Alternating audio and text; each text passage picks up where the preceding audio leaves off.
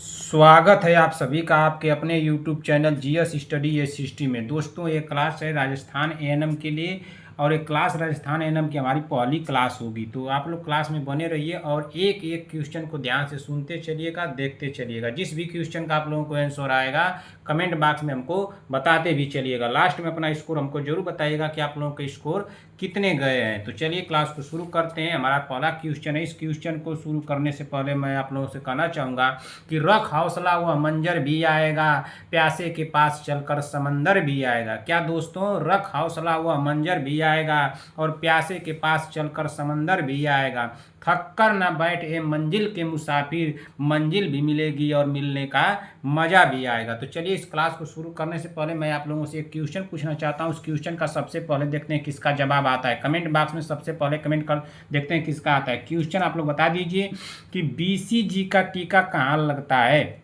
तो बीसीजी का टीका कहाँ लगता है? क्या हाथ पर, दाएं हाथ पर, पैर पर, कमर पर? तो बाएं हाथ पर लगता है कि दाएं हाथ पर लगता है कि पैर पर लगता है कि कमर पर लगता है? तो बीसीजी का टीका कहाँ लगता है? सबसे पहला कमेंट देखते हैं किसका आता है भाई। तो बीसीजी का जो टीका लगता है बाएं हाथ पर लगता है। कहाँ पे लगता है? बाएं हाथ पर ना। हमारा राइट आंसर क्या हो जाएगा? ऑप्शन नंबर यहाँ पे ए सही हो जाएगा ना। किसका किसका सही हुआ और किसका किसका गलत हुआ भाई?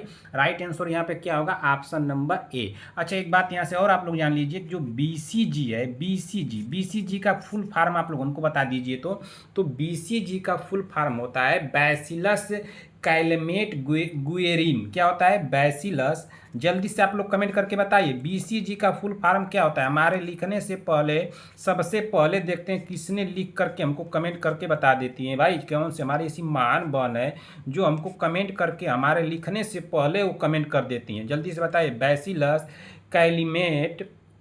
कैलिमेट जल्दी से आप लोग कमेंट करके बताइए। कैलिमेट गुइरिन। क्या है? गुइरिन ना, गुइरिन, ठीक है, ग्यूरिन, ठीक ना। क्लियर हो गया। अच्छा यह टीका किस बीमारी से बचाता है? बीसीजी का जो टीका है किस बीमारी से बचाता है? तो बीसीजी का टीका टीबी वाली बीमारी से बचाता है, ठीक ना। टीबी को हम लोग क्या बोलते हैं? ट्यूबरक्लोसिस, यानी कि क्षय रोग होता है जिसे, इसको हम लोग टीबी बोलते हैं। इसको क्या कहेंगे इंग्लिश में? इसका नाम क्या हो जाएगा? ट्यूबरक्लोसिस। TUBERCULOSIS,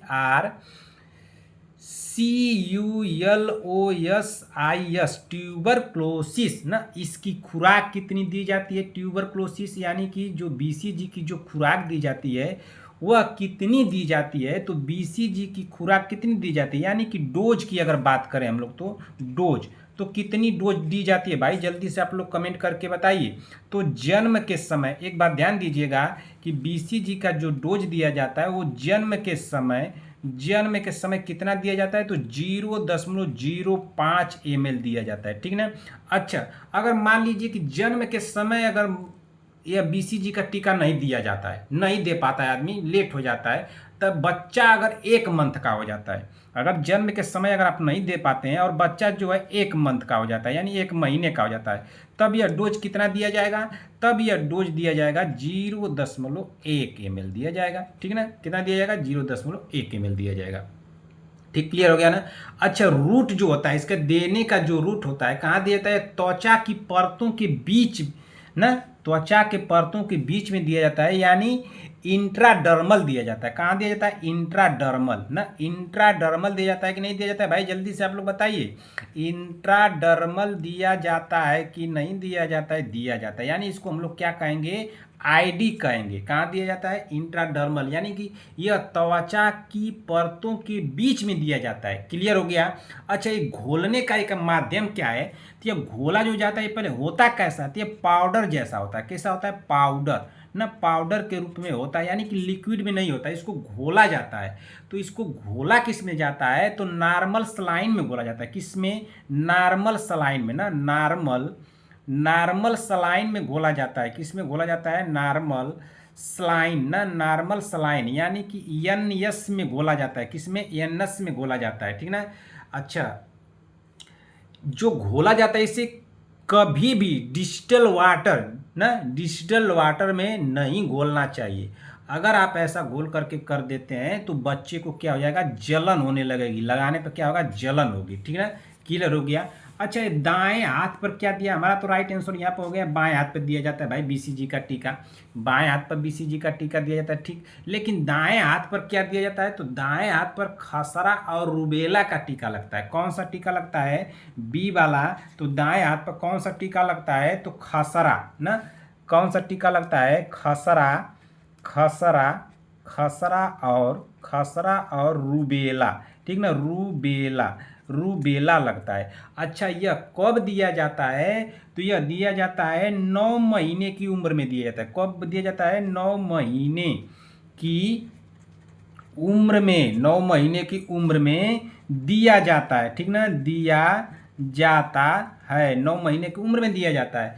अच्छा, ये पैर वाला जो दिया है, तो पैर में क्या लगता है, तो पेंटावेलेंट, कौन सा लगता है, सी वाला में पेंटावेलेंट ना, पेंटावेलेंट, पेंटावेलेंट दिया जाता है। कौन सा, डीपीटी, कौन, डीपीटी और पीसीबी, ठीक, क्लियर हो गया। डी नंबर पर क्या है, कमर है, तो कमर में कौन सा दिया जाता है, तो टीटी दिया जाता है, टीटी दिया जाता है या टीडी दिया जाता है। कौन सा, टीटी या टीडी। यह किसको दिया जाता है, तो यह बड़ों को दिया जाता है, किसको, बच्चों को नहीं दिया जाता है, इस बात को ध्यान दीजिएगा। बड़ों और गर्भवती महिलाओं को दिया जाता है, किसको, बड़ों और गर्भवती महिलाओं को दिया जाता है भाई, किसको दिया जाता है, महिलाओं को दिया जाता है। क्लियर हो गया ना, किसी का गलत तो नहीं हुआ, किसी का गलत नहीं होना चाहिए बन। चलिए अब अगले क्वेश्चन पे चलते हैं। हम लोगों का क्वेश्चन क्या दिया था, क्वेश्चन नंबर 1 था, और क्वेश्चन नंबर 1 को आप लोग बता दीजिए। क्वेश्चन नंबर 1 क्या पूछा है, क्वेश्चन नंबर 1 पूछ रहा है कि अपगार स्कोर का अधिकतम मान कितना होता है। तो इसका अधिकतम मान पूछ रहा है कि अपगार स्कोर का अधिकतम मान कितना होता है। तो पहली बात जान लीजिए कि अपगार स्कोर 5, 8, 10, 12, तो कौन सा होगा, कमेंट करके बताइए। तो पहली बात यहाँ पे जाने कि अपगार स्कोर 0 से 10 तक होता है। अब पूछा क्या है यहाँ पे कि अपगार स्कोर अधिकतम मान कितना होता है। तो अधिकतम मान कितना होगा, जब यह 0 से 10 तक होता है, तो क्या यहाँ पे आप लोगों को लग रहा है कि 5 होगा, 8 होगा, 10 होगा, 12 होगा। जब ये 0 से 10 तक होता है तो 12 तो होबे नहीं करेगा, पहला ऑप्शन काट दीजिए यहाँ पे। तो 5 होगा कि 8 होगा, 5 तो कम हो जाएगा, 8 भी कम हो जाएगा, अधिकतम क्या है, 10 है। तो राइट आंसर यहाँ पे क्या हो जाएगा, सी वाला हो जाएगा। अधिकतम क्या होगा, सी, राइट आंसर होगा ऑप्शन नंबर सी सही होगा। क्लियर हुआ। इसी के साथ साथ अगले क्वेश्चन चलते हैं, क्वेश्चन नंबर 2। बीसीजी वैक्सीन किस रोग से सुरक्षा प्रदान करती है। तो बीसीजी वैक्सीन किस रोग से सुरक्षा प्रदान करती है, भी आप लोगों को हम पीछे बताएं क्या, पोलियो से, डिप्थीरिया से, क्षय रोग यानी टीबी से, या टिटेनस से। तो किससे बचाव करती है, तो बीसीजी जो वैक्सीन है किससे बचाव करती है, तो टीबी से यानी क्षय रोग से। राइट आंसर यहाँ पे क्या हो जाएगा, ऑप्शन नंबर सी सही होगा। क्लियर हुआ।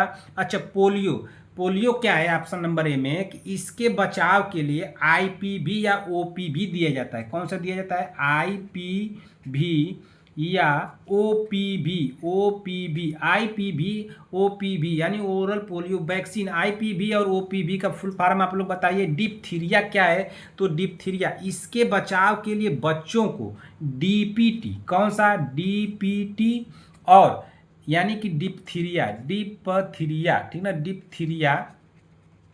डिप्थीरिया, ठीक, डिप्थीरिया, और क्या होगा, pertussis, diphtheria, pertussis,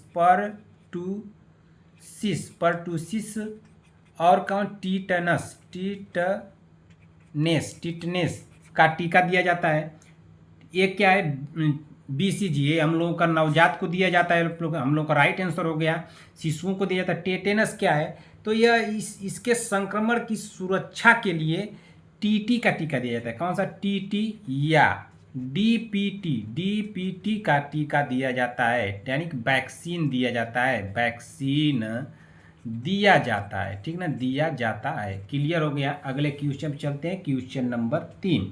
question number 3 क्या पूछा है, जल्दी से बता दीजिए। फेलन टेस्ट किस रोग की जांच के लिए किया जाता है भाई, फेलन टेस्ट क्या, अर्थराइटिस के लिए, कार्पल टनल सिंड्रोम के लिए, गाउट के लिए, ऑस्टियोपोरोसिस के लिए। तो किसके लिए किया जाता है, तो फेलन जो टेस्ट है यह किया जाता है कार्पल टनल सिंड्रोम के लिए किया जाता है, इसलिए राइट आंसर होगा यहाँ पे ऑप्शन नंबर बी हो जाएगा। अच्छा, अर्थराइटिस क्या है, आर्थराइटिस जो है यह जोड़ों में होने वाली सूजन और गंभीर दर्द यानी कि गठिया, जिसको हम लोग क्या कहते हैं, गठिया, गठिया की बीमारी है, ठीक है ना, गठिया की बीमारी है, गठिया की बीमारी है।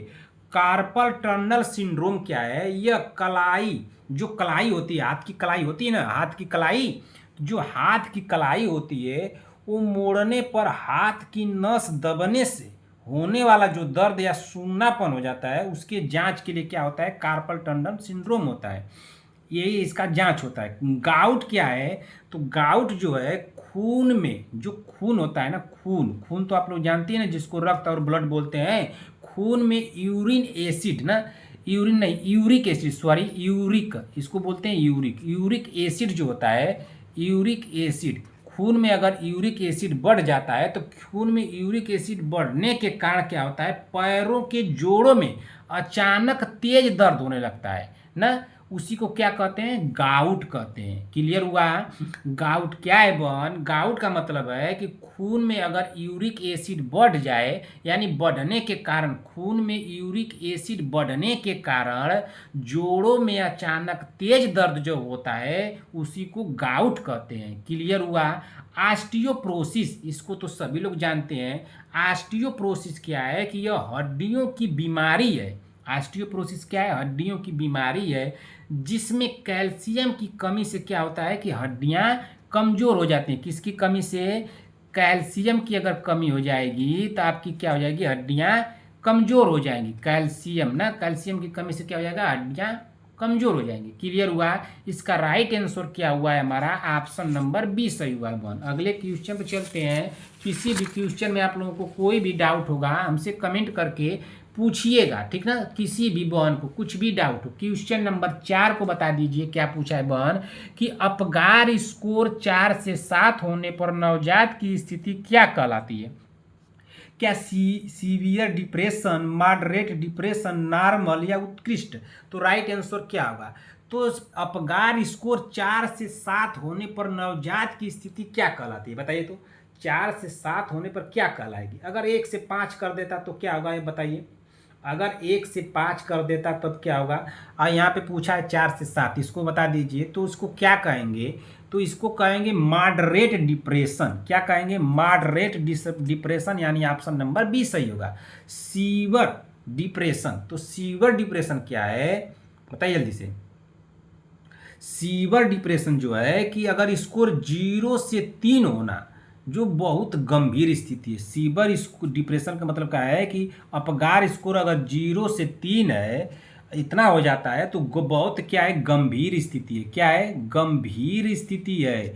अगर मॉडरेट डिप्रेशन क्या है कि अगर स्कोर 0 से 7 है, 0 से अगर 7 के बीच में है, तो जिसमें क्या होता है कि हल्की सांस की मदद चाहिए। इसमें क्या होती है, हल्की सांस, हल्की सांस की मदद चाहती है ना, सांस की मदद चाहती है, ठीक। नॉर्मल क्या है, नॉर्मल कब रहेगा कि अगर स्कोर 7 से 10 है, अपगार स्कोर अगर 7 से 10 है तो ये स्थिति क्या है, सामान्य है। क्या है, सामान्य, सामान्य। यह क्या है, उत्कृष्ट। उत्कृष्ट का मतलब है यहाँ पे क्या है कि बच्चे का स्वास्थ्य बहुत उत्तम है। क्या है, बच्चे का जो स्वास्थ्य है, स्वास्थ्य जो है बहुत क्या है, बहुत उत्तम है। क्या है, बहुत उत्तम होना। क्या है, उत्तम होना, इसका मतलब है उत्कृष्ट। यहाँ पे राइट आंसर हुआ है ऑप्शन नंबर बी सही हुआ है। अगले क्वेश्चन पे चले बहन। कोई भी आप लोगों को दिक्कत होगा हमसे पूछिएगा। वारफेरिन, वारफेरिन किस प्रकार की दवा है, क्या एंटीबायोटिक है, एंटीकोगुलेट है, या एनाल्जेसिक है, या एंटीहिस्टामिन है, तो कौन सा है भाई जल्दी से बताइए। वारफेरिन किस प्रकार की दवा है, तो वारफेरिन एंटी कोआगुलेट है। क्या है, एंटी कोआगुलेट है। राइट आंसर हो जाएगा ऑप्शन नंबर बी। वारफेरिन किस प्रकार की दवा है, तो वारफेरिन एंटी कोआगुलेट है। राइट आंसर होगा ऑप्शन नंबर बी। एंटीबायोटिक क्या है कि यह एंटीबायोटिक बैक्टीरिया के इन्फेक्शन को खत्म करने वाली दवा है। ये क्या है, अगर बैक्टीरिया के इन्फेक्शन को, बैक्टीरिया ना, बैक्टीरिया के इन्फेक्शन को खत्म करने वाली दवा है। इसको आप लोग जाने गए कि ऑप्शन नंबर एंटीकोआगुलेट क्या है कि यह खून को पतला करने और थक्का रोकने वाली दवा है। ये क्या है, खून ना, खून को पतला करने, खून को पतला करने और थक्का रोकने के लिए, थक्का रोकने के लिए वाली दवा है। एनाल्जेसिक क्या है, एनाल्जेसिक जो है दर्द को कम करने वाली दवा है। जैसे कि इसको क्या कह सकते हैं, पेन किलर, क्या कहेंगे, पेन किलर है एक तरह से।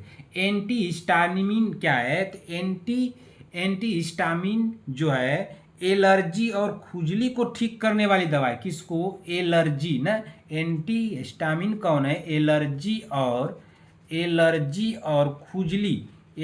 और खुजली को ठीक करने वाली दवा है, किसको ठीक करने की दवा है, ठीक ना। तुम्हारा राइट आंसर हुआ है ऑप्शन नंबर बी। कोई कंफ्यूजन होगा बहन, कोई दिक्कत होगा, हमसे कमेंट करके आप लोग पूछिएगा। क्वेश्चन नंबर 6 पूछा क्या है कि शरीर में आयरन किस रूप में संग्रहित रहता है, क्या ट्रांसफेरिन के, फेरेटिन के, हीमोग्लोबिन के, मायोग्लोबिन के। तो शरीर में आयरन किस रूप में संग्रहित रहता है, तो शरीर में आयरन फेरेटिन के रूप में संग्रहित रहता है, इसलिए राइट आंसर हो जाएगा यहाँ पे ऑप्शन नंबर 20 रहेगा। ट्रांसफेरिन क्या है कि खून में अगर आयरन को एक जगह से दूसरी जगह ले जाने वाला प्रोटीन है। ट्रांसफोरिन दिया है ना, ट्रांसफर कर रहा है, ट्रांसफोरिन का मतलब यहाँ ट्रांसफर कर रहा है ना। तो ट्रांसफोरिन क्या है, यह पूछा क्या क्वेश्चन कि शरीर में आयरन किस रूप में संग्रहित रहता है, तो शरीर में आयरन फेरेटिन के रूप में संग्रहित रहता है। ट्रांसफेरिन क्या है कि अगर खून में आयरन को एक जगह से दूसरी जगह ले जाने वाला क्या है, प्रोटीन है ना, क्या है, प्रोटीन है। फेरेटिन क्या है कि शरीर में अगर क्या कहते हैं, आयरन की सुरक्षा जमा करने वाला क्या है, मुख्य रूप है। सी वाला क्या है, हीमोग्लोबिन, खून में ऑक्सीजन पहुंचाने वाला मुख्य प्रोटीन है, खून में ऑक्सीजन पहुंचाने वाला मुख्य क्या है, प्रोटीन है। यह क्या है, मायोग्लोबिन। तो मायोग्लोबिन क्या है, इसको हम लोग क्या कह सकते हैं, मांसपेशी यानी कि मेजल्स ना में ऑक्सीजन जमा रखने वाला प्रोटीन है ना। मेजल्स में क्या कहते हैं, मीजल्स, इसको क्या कह सकते हैं, मीजल्स में ऑक्सीजन, ठीक ना, ऑक्सीजन जमा रखने वाला प्रोटीन है। क्लियर हो गया। चलिए इसका राइट आंसर क्या हुआ है, ऑप्शन नंबर 20 सही हुआ है। अगले क्वेश्चन चलते हैं, क्वेश्चन नंबर 7। क्वेश्चन नंबर 7 को आप लोग हमको बता दीजिए कि क्वेश्चन नंबर 7 का राइट आंसर क्या होगा। जल्दी से आप लोग कमेंट करके हमको बता दीजिए। पूछा क्या है, क्वेश्चन नंबर 7 पूछ रहा है कि दूध के दांत यानी मिल्क टीथ कितने होते हैं, क्या 20 होते हैं, 24 होते हैं, 28 होते हैं, 32 होते हैं। तो कितने होते हैं भाई, तो ये होते हैं कितने, ये होते हैं 20 होते हैं। राइट आंसर क्या हो जाएगा, ऑप्शन नंबर ए। इसको इंपॉर्टेंट में लीजिए। अगले क्वेश्चन पर चले। इसमें ऑप्शन क्या दिया है, दूध के दांत अस्थाई दांत होते हैं। यह जो 20 होते हैं अस्थाई दांत होते हैं। कैसे होते हैं, अस्थाई, ये नहीं कि अस्थाई होते हैं, अस्थाई होते हैं। 24 इसमें कोई होता ही नहीं है। 28 क्या है कि जो किशोर हो जाते हैं बच्चे, किशोर या इसको वयस्क कह सकते हैं, वयस्क ना, सॉरी वयस्क, ठीक ना, वयस्क। ये क्या होते हैं, इसमें 28 जो दांत होते हैं अस्थाई होते हैं। क्या होते हैं, अस्थाई, ठीक ना, अस्थाई दांत होते हैं। क्लियर हो गया। 32 जो होते हैं यह पूर्ण विकसित वयस्क, यानी मनुष्यों में मुंह में अस्थाई दांतों की कुल संख्या कितनी होती है, जो पूर्ण वयस्क होते हैं उसमें कितनी होती है, 32 होती है। ठीक, क्लियर हो गया। इसमें राइट आंसर हुआ है ऑप्शन नंबर ए। अगले क्वेश्चन चलते हैं, क्वेश्चन नंबर 8। कौन सी वैक्सीन अस्थाई निरासान यानी कि परमानेंट स्कार छोड़ती है। मतलब इसका कहने का मतलब है क्वेश्चन का कि कौन सी ऐसी वैक्सीन है जो अस्थाई निशान छोड़ती है। तो कौन सी छोड़ती है, ओपीवी, बीसीजी, मीजल्स या डीपीटी। तो कौन सी छोड़ती है, जल्दी से आप लोग कमेंट करके बता दीजिए। तो जो ओपीवी है, पहले तो इसका राइट आंसर क्या होगा, ऑप्शन नंबर बी होगा। बीसीजी है जो अस्थाई निशान छोड़ती है। ओपीवी क्या है, यह एक ओरल पोलियो वैक्सीन है जो बूंद के रूप में मुंह से दी जाती है। ओरल पोलियो वैक्सीन है जो बूंद के रूप में मुंह से दी जाती है, ठीक ना। तो यह अस्थाई निशान नहीं छोड़ेगी। बीसीजी जो है यह अस्थाई निशान बन जाता है। यह टीबी से बचाव के लिए दिया जाता है। मेजल्स क्या है? यह खसरे की वैक्सीन है, इससे भी कोई निशान नहीं बनता है। डीपीटी क्या है? यह डिप्थीरिया, काली खांसी और टिटेनस से बचाव का टीका है, इससे निशान भी नहीं बनता है। राइट आंसर क्या होगा? जो निशान बनता है तो राइट आंसर होगा ऑप्शन नंबर बी। अगले क्वेश्चन पर चलते हैं, क्वेश्चन नंबर 9। क्वेश्चन नंबर 9 को बता दीजिए कि आयरन का सर्वाधिक अवशोषण कहाँ होता है? तो आयरन का सर्वाधिक अवशोषण कहाँ होता है? क्या जेजुनम में, इलियम में, डुओडेनम में या कोलन में? तो आयरन का सर्वाधिक अवशोषण कहाँ होता है भाई? तो आयरन का सर्वाधिक अवशोषण होता है ऑप्शन नंबर सी, डिओडेनम में होता है। कहाँ होता है? डिओडेनम में। राइट आंसर होगा ऑप्शन नंबर सी।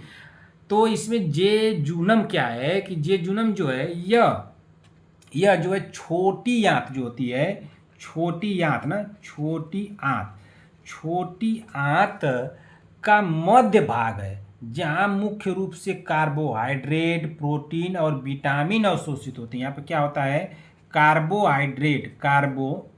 रुक जाइए थोड़ा सा।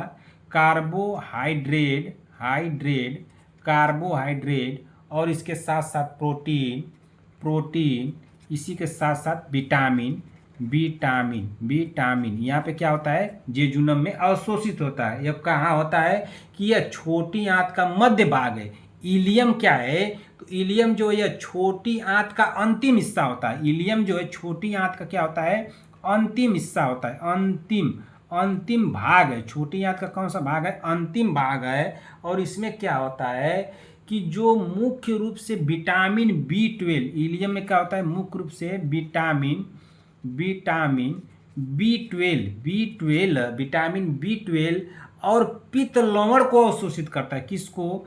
पीत लवण, ठीक ना। पीत लवण को क्या करता है? अवशोषित करता है। अवशोषित करता है, ठीक ना। क्या है? डुओडेनम ना। तो डुओडेनम तो आप लोग जान ही गए, यह छोटी आंत का कौन सा हिस्सा होता है? तो छोटी आंत का सबसे पहला और ऊपरी भाग होता है। डुओडेनम क्या होता है कि छोटी आंत का सबसे पहला और ऊपरी भाग होता है। और यह क्या करता है? आयरन यानी कि लोहा को क्या करता है? लोहा को ये क्या करता है कि अवशोषण सबसे अधिक करता है। कौन? डुओडेनम। कोलन क्या है? तो कोलन यह बड़ी आंत का मुख्य भाग है। कोलन जो है बड़ी आंत का मुख्य भाग है। कौन सी? बड़ी आंत का मुख्य भाग है। बड़ी आंत का मुख्य भाग है, ठीक है, मुख्य भाग है। यह क्या करता है? खनिज लवणों को अवशोषण करता है।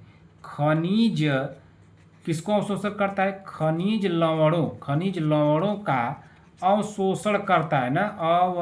अवशोषण करता है, यानी कि पोषक तत्वों का नहीं करता। यहाँ पे राइट आंसर क्या हुआ है? ऑप्शन नंबर सी सही हुआ है। अगले क्वेश्चन चले, कोई भी डाउट होगा आप लोग कमेंट करके हमसे पूछिएगा। अगले क्वेश्चन पर चलते हैं, क्वेश्चन नंबर 10। क्वेश्चन नंबर 10 को बता दीजिए, अपगार स्कोर में प्लस किस प्रणाली का मूल्यांकन करता है? क्या श्वसन तंत्र का, तंत्रिका तंत्र का, हृदय वाहिका तंत्र का, पाचन तंत्र का? तो किसका करता है? हृदय वाहिका तंत्र का। राइट आंसर होगा ऑप्शन नंबर सी। अब देखिए, अपगार स्कोर में प्लस किस प्रणाली का मूल्यांकन करता है? तो हृदय वाहिका तंत्र का करता है। श्वसन तंत्र क्या है? यह फेफड़ों और सांस लेने की दर की जांच करता है। किसका? श्वसन तंत्र जो है फेफड़ों और श्वसन तंत्र ना, फेफड़ों और सांस लेने की दर की जांच करता है। तंत्रिका तंत्र क्या है? यह बच्चे में रिफ्लेक्स, किसमें? बच्चे में जो रिफ्लेक्स और मांसपेशियों की हरकतों को दर्शाता है। किसको? मांसपेशी ना, मांसपेशियों की हरकतों को दर्शाता है। हृदय वाहिका तंत्रिका, यह दिल की धड़कन और रक्त संचार मापता है। किसकी? दिल की धड़कन और रक्त संचार को मापता है, ठीक ना। पाचन तंत्र, तो पाचन तंत्र अपगार स्कोर में पेट या पाचन प्रणाली का मूल्यांकन नहीं करता है, तो इसलिए गलत हो जाएगा। तो राइट आंसर होगा ऑप्शन नंबर सी। अगले क्वेश्चन चलते हैं, क्वेश्चन नंबर 11। BCG वैक्सीन किस प्रकार की वैक्सीन है? बहुत आसान क्वेश्चन है। तो BCG वैक्सीन किल्ड वैक्सीन है, लाइव वैक्सीन है, टॉक्सिक वैक्सीन है, सोविनिट वैक्सीन है। तो ये कौन सी है? BCG कौन सी वैक्सीन है भाई? जल्दी से कमेंट कीजिए। तो BCG लाइव वैक्सीन है। कौन सी वैक्सीन है? Live vaccine. राइट आंसर होगा ऑप्शन नंबर बी। बहुत आसान क्वेश्चन था। क्वेश्चन नंबर 12, प्रथम स्थायी मोलर फर्स्ट परमानेंट मोलर समानता किस आयु में निकलता है? तो ये निकलता है 6 वर्ष की आयु में। राइट आंसर होगा ऑप्शन नंबर सी। बहुत आसान क्वेश्चन था। 12 नंबर। अगर इसमें डाउट होगा तो कमेंट करके पूछिएगा, ये नहीं कि नहीं समझ में आया तो पूछबे ना करें, पूछिएगा कमेंट करके सीधा सीधा कि सर ये क्वेश्चन हमको नहीं समझ में आया है, आप दोबारा से बताइए, मैं बताने की पूरी कोशिश करूंगा। क्वेश्चन नंबर 13, विटामिन के का मुख्य कार्य क्या है? दृष्टि बनाए रखना, रक्त का थक्का बनाना, प्रतिरक्षा बढ़ाना, हड्डियों का निर्माण करना। हड्डियों का निर्माण करना। विटामिन के का मुख्य कार्य क्या है भाई? तो विटामिन के का मुख्य कार्य क्या है? तो रक्त का थक्का बनाना। राइट आंसर होगा ऑप्शन नंबर बी। दृष्टि बनाए रखना, तो दृष्टि बनाए रखना विटामिन ए का कार्य है। किसका है? विटामिन ए का कार्य है। थक्का बनाए रखना विटामिन के का मुख्य कार्य है। प्रतिरक्षा बढ़ाना, प्रतिरक्षा यह मुख्य रूप से विटामिन सी और डी किससे? विटामिन किसमें? विटामिन मुख्य रूप से विटामिन सी और डी का कार्य है ना, कार्य है। हड्डियों का निर्माण करना, हड्डियों का निर्माण करना विटामिन डी, विटामिन डी और कैल्शियम का कार्य है। और कैल्शियम, कैल्शियम ना, कैल्शियम कैल्शियम का कार्य है। चलिए क्लियर हो गया ना। पूछा क्या विटामिन के का मुख्य कार्य क्या है? तो विटामिन के का मुख्य कार्य है रक्त का थक्का बनाना, दृष्टि बनाए रखना विटामिन ए का कार्य है, प्रतिरक्षा बढ़ाना विटामिन सी और डी का कार्य है, हड्डियों का निर्माण करना विटामिन डी और कैल्शियम का कार्य है। राइट आंसर हुआ है ऑप्शन नंबर क्या हुआ है? ऑप्शन नंबर बी हुआ है। ठीक ना। अगले क्वेश्चन पे चलते हैं। Question number 14, iron IM injection किस विधि से दिया जाता है? तो आयरन IM इंजेक्शन किस विधि से दिया जाता है? तो जेड ट्रैक मेथड से दिया जाता है। राइट आंसर होगा option number B. Question number 15, Apgar score का विकास किसने किया था? जल्दी से, अपगार स्कोर का विकास किसने किया था? क्या फ्लोरेंस नाइटिंगेल ने? इंपॉर्टेंट में लीजिए, इसको थोड़ा सा बता देता हूँ अच्छे से। वार्जियन अपगार ने, सिगमंड फ्रायड ने, एरिक्सन ने। तो किसने किया था? तो अपगार स्कोर का विकास किसने किया था? तो अपगार स्कोर का विकास करने वाले थे वर्जीनिया अपगार ने। कौन थे? वर्जीनिया अपगार, इन्हीं के नाम पे पड़ा अपगार स्कोर। फ्लोरेंस नाइटिंगेल कौन थे? यह आधुनिक नर्सिंग के जन्मदाता थे। किसके?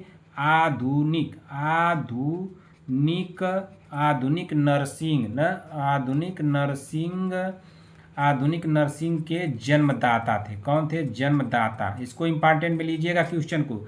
वार्जिन अपगार क्या है? ये वार्जिन अपगार जो है अपगार स्कोर को विकास किया था इन्होंने। कब किया था? 1952 में नवजात शिशुओं के लिए। किसके? नवजात जो शिशु थे, नवजात शिशु के स्वास्थ्य को तुरंत जांचने के लिए किए थे। क्या? Apgar score. सिगमंड फ्रायड क्या है कि मनोविश्लेषण सिद्धांत के जनक है ना। मनोविश्लेषण, यह किसके हैं? मनोविश्लेषण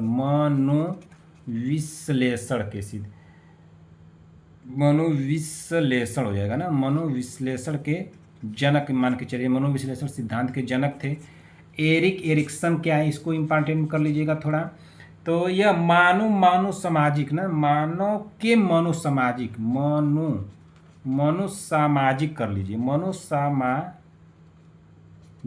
मनोसामाजिक विकास का सिद्धांत देने वाले कौन थे? वैज्ञानिक थे। वैज्ञानिक। क्लियर हो गया ना। राइट आंसर इसमें क्या हुआ है? ऑप्शन नंबर 20 सही हुआ है। ठीक, चलिए अगले क्वेश्चन पे चलते हैं। क्वेश्चन नंबर 15 हो गया। क्वेश्चन नंबर 16 पे चलते हैं। क्वेश्चन नंबर 16 को बता दीजिए। तो थोड़ा क्वेश्चन नंबर 16 का आंसर बताइए। देखते हैं सबसे पहले क्वेश्चन किसका आंसर आता है। क्वेश्चन नंबर 16 क्या है? बच्चों का पहला दांत समानता कब निकलता है? 3 माह पे, 6 माह पे, 9 माह पे, 12 माह पे। कभी कभी 4 दिया रहता है तो निकलता है, तो शुरुआती दौर हो जाएगा। 3 माह नहीं होगा, 12 माह होबे नहीं करेगा, 9 माह। राइट शुरू निकलता समानता कब निकलता है? तो समानता 6 माह पे निकलता है। राइट आंसर होगा option number B. Question number 7, आर्यल रिंगलेक्टर का दूसरा नाम क्या है? तो दूसरा नाम होगा हर्टमैन सॉल्यूशन ना। राइट आंसर हो जाएगा इसमें ऑप्शन नंबर ए हो जाएगा। ये भी आसान है। क्वेश्चन नंबर 18 भी आसान है। Health and wellness sub centre मैदानी क्षेत्र कितनी जनसंख्या को कवर करता है? तो कितनी जनसंख्या को कवर करता है भाई? तो यह जनसंख्या को कवर करता है 3000 से 5000 ना, कितने जनसंख्या कवर करता है? 1000 से 2000 कम हो जाएगा, 2000 से 3000 होगा नहीं करेगा, 1000 10,000 से 15,000 होगा नहीं करेगा, 3000 से 5000 होगा। राइट आंसर हो जाएगा option number B. Question number 19 पे चलते हैं। क्वेश्चन नंबर 19 को बताइए। क्वेश्चन नंबर 19 क्या है कि लिक्विड आयरन देते समय एक्स्ट्रा का उपयोग क्यों किया जाता है? क्या स्वाद बढ़ाने हेतु नहीं, अवशोषण बढ़ाने हेतु नहीं, उल्टी कराने रोकने हेतु नहीं, दांतों का रंग बदलने से रोकने हेतु। राइट आंसर होगा option number C. Liquid iron देते समय एक्स्ट्रा का उपयोग क्यों किया जाता है? तो दांतों का रंग बदलने से रोकने हेतु किया जाता है। राइट आंसर होगा option number C. Question number 20, सबसे पहले कौन सा दूध का दांत निकलता है? Upper central incisor, lower central incisor, canine molar. इसको इंपॉर्टेंट में कर लीजिए, बता दीजिए जल्दी से, बताइए इसका राइट आंसर क्या होगा। जल्दी से आप लोग कमेंट करके बता दीजिए। देखते हैं सबसे पहला कमेंट किसका आता है, जल्दी से कमेंट कीजिए भाई। सबसे पहला कमेंट किसका आता है देखते हैं, जल्दी से कमेंट कर देते हैं आप लोग, तो आप लोगों को मैं कुछ और इनाम दे देता, लेकिन ऐसा तो आप लोग करेंगे नहीं। ऐसा मत करिएगा बहन, ना तो आप लोग बहुत दिक्कत हो जाएगा ना। बता दिए, जल्दी से बता दीजिए भाई, जल्दी से बताइए। सबसे पहले देखते हैं किसका कमेंट आता है, बताइए जल्दी से बताइए भाई। सबसे पहले कमेंट किसका आता है? आप लोग ऐसे करेंगे तो कैसे होगा बहन, बताइए जल्दी से, जल्दी से बता दीजिए। नहीं बताएंगे आप लोग? देखिए सबसे पहले कौन सा दूध का दांत निकलता है? तो सबसे पहले कौन सा निकलता है? तो lower central incisor. Right answer हो जाएगा ऑप्शन नंबर बी। एक बात, दूसरी बात समझिए कि अपर सेंट्रल इंसाइजर क्या है कि यह अपर मतलब ऊपर का है। अपर मतलब ऊपर ना, अपर जैसे कि ये दांत हो गया ना, ये दांत हो गया आप लोगों का, ठीक ना। तो इसमें जो अपर होता है तो ये अपर वाला बात कहा जा रहा है।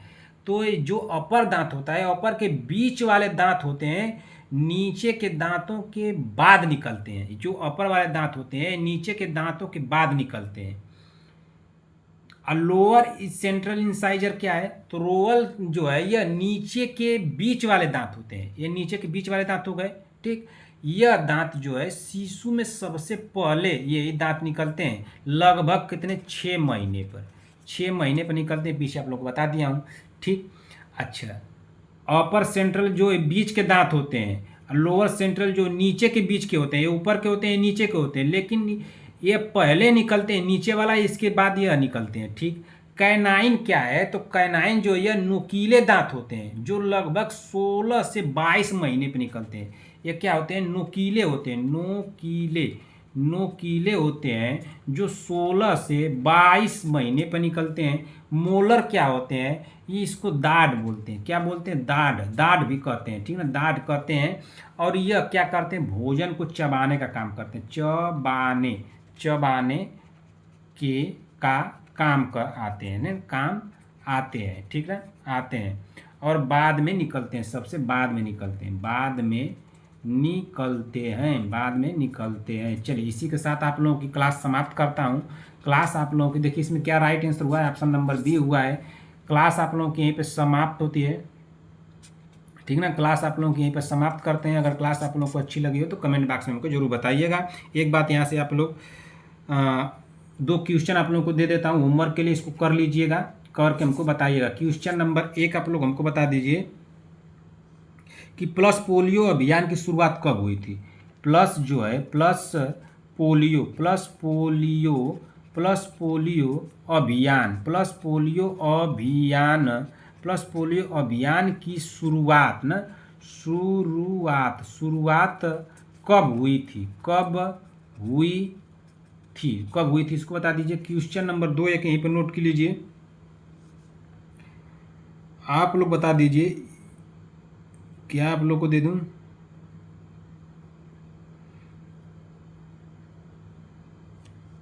बता दीजिए कि डीपीटी जो टीका होता है, डीपीटी टीका किस बीमारी से बचाव के लिए दिया जाता है,